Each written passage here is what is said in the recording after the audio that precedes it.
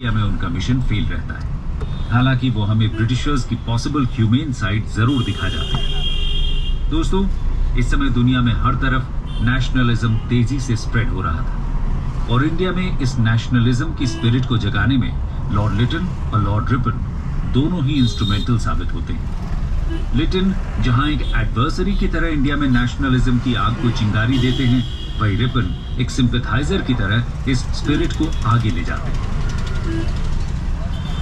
Lord Curzon 1899 to 1905। दोस्तों, आज हम बात करने वाले हैं एक ऐसे वाइसरॉय की जिनका मानना था कि उनका जन्म इंडिया का वाइसरॉय बनने के लिए ही हुआ है। वाइसरॉय बनने से पहले ही लॉर्ड कर्जन इंडिया के बारे में बहुत कुछ जानते थे। वो इससे पहले कई बार इंडिया आ भी चुके थे। 1899 में इंडिया के वाइसरॉय की पोस्ट पर अपॉइंटमेंट लॉर्ड कर्जन के लिए किसी सपने के पूरा होने जैसा था। आइए जानते हैं लॉर्ड कर्जन कैसे अपने इस सपने को सच्चाई में बदलते हैं और इंडिया आने के बाद वो क्या क्या करते हैं। इंट्रोडक्शन। दोस्तों, इंडिया का वाइसरॉय बनना अपने आप में एक बहुत बड़ा टास्क तो था ही। इसके अलावा 1896-97 के फैमिन और उसके बाद ब्यूबोनिक प्लेग ने प्रॉब्लम्स और ज्यादा बढ़ा दी थी। रेवेन्यूज कम होते जा रहे थे। इसके साथ ही एडमिनिस्ट्रेटिव मशीनरी को भी समय के साथ बदलने की जरूरत महसूस हो रही थी और ब्रिटिशर्स के लिए इससे भी ज्यादा गंभीर समस्या थी उस समय के इंडिया का पॉलिटिकल क्लाइमेट, क्योंकि इंडियंस में अवेयरनेस आ रही थी और वो अब ब्रिटिशर्स से ये सवाल करने लग गए थे कि उन्हें इंडिया पर रूल करने का अधिकार आखिर किसने दिया।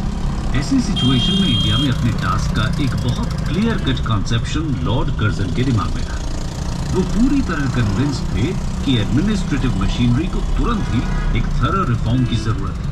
शायद ही गवर्नमेंट का ऐसा कोई डिपार्टमेंट या ब्रांच हो जिसमें लॉर्ड कर्जन ने कोई रिफॉर्म ना किया। तो आइए जानते हैं उनके रिफॉर्म्स के बारे में। सबसे पहले बात करते हैं उनके पुलिस रिफॉर्म्स की।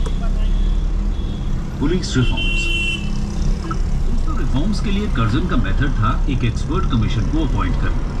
ये कमीशन डिपार्टमेंट की वर्किंग की पूरी जांच करती थी और फिर इसकी रिपोर्ट के आधार पर जरूरी रिफॉर्म्स के लिए कानून बना दिया जाता था। 1902 में सर एंड्रू फ्रेजर की अध्यक्षता में पुलिस कमीशन को अपॉइंट किया जाता है। कमीशन अपनी रिपोर्ट 1903 में सबमिट करती है, जिसमें पुलिस फोर्स के इंप्रूवमेंट के लिए कई सारे सुझाव दिए गए, जैसे कि सभी रैंक्स की सैलरी इंक्रीज करना, सभी प्रोविंसेस में पुलिस फोर्स की स्ट्रेंथ को बढ़ाना, ऑफिसर्स और कांस्टेबल्स दोनों के लिए ही ट्रेनिंग स्कूल्स खोलना, हायर रैंक्स के लिए प्रमोशन की जगह डायरेक्ट रिक्रूटमेंट करना, प्रोविंशियल पुलिस सर्विस को सेटअप करना, central department of criminal intelligence को क्रिएट करना, एटसेट्रा एटसेट्रा। कमीशन के ज्यादातर सुझावों को एक्सेप्ट करके इंप्लीमेंट कर दिया जाता है। ये तो बात हुई पुलिस रिफॉर्म्स की। आइए अब बात करते हैं कर्जन के एजुकेशनल रिफॉर्म्स की। Educational reforms. दोस्तों, लॉर्ड कर्जन का मानना था कि इंडिया में एजुकेशनल इंस्टीट्यूशंस पॉलिटिकल रेवोल्यूशनरीज को जन्म देने वाली फैक्ट्रीज बन गई।